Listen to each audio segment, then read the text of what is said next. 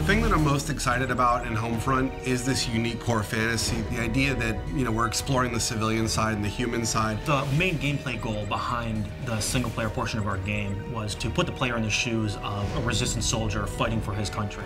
Everything that we did comes out of that. How your weapons work, how you relate to the world, the kind of missions that you go on, it all comes from that. In a lot of shooters, you have the best equipment and great number of allies and an army behind you. In this case, you're civilians turned freedom fighters, and you have to fight against this greater force that has better equipment than you do. And it's really a sort of get in, get out situation. It's an interesting place for us to be on this one because everybody's expectations is military shooter. We want guys who are professional. But, guys who are really professional in war, like robots. And for us, they're not professional military people. They're resistance fighters. They're all civilians. When it comes down to realizing this world, this fallen America, this occupied America in the game, we really wanted to establish some key moments or key shots where you come out of an opening and you see this big, huge, expansive environment revealed before you. You see this enormous vista of this plane that crashed when the EMP went off. It's kind of like this moment where you're like, this is really something different. It's really spectacular. We really want people to feel like this looks like a place that I grew up in, and then twist it, and now it looks abandoned, now it looks collapsed. The second thing, which I think has been a huge win for us overall, is going after real-world brands. We really want to get these brands in here because they're part of the fabric of American life. So one of the places that the Koreans use as a supply depot is a classic big box store. And they sort of move in and they use the big space to store all their military stuff. And that's one of our big set pieces where the military goes on a raid mission to steal a bunch of fuel. Consequence of violence is something that we're focusing on in the game.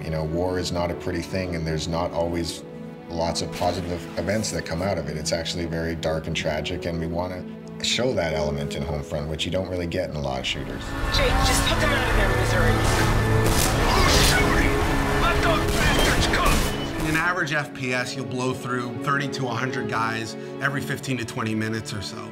And you sort of get this what we call massacre fatigue. When you stop even caring, you don't even realize that you're killing humans. But what we're trying to do is really attach emotion to that it actually, there are consequences to violence. Please form a single file and have your papers ready for inspection. How am I supposed to make the player feel or care about the fact that they're killing when that's the whole goal of the game? But that's really the fundamental crux of what we're trying to achieve.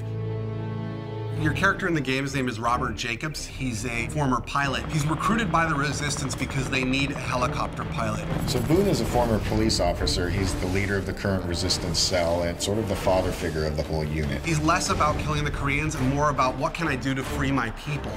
Connor is really the key combat figure of the group. He's a little on the wild side. He's not conventional, but he's really a valuable man to have in a fight. And Rihanna is born and raised in upstate New York. She was kind of the hunter in the wilderness, and she just felt the call to join the Resistance and do whatever she could about it. The final character is Hopper, and what makes him really interesting is he's a Korean American, and he has scars on his face from race riots that happened in the early parts of the war.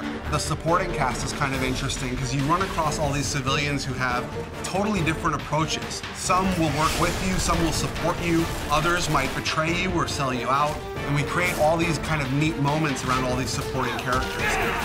You're a guy who is caught up in this crazy scenario, fighting alongside other people who have no real training. So, you make mistakes. People get shot, people get hurt, people die alongside you. Fighting as a civilian with civilian and in an occupied America, that's really the core of what Homefront's all about, and that's really what we're set to deliver on.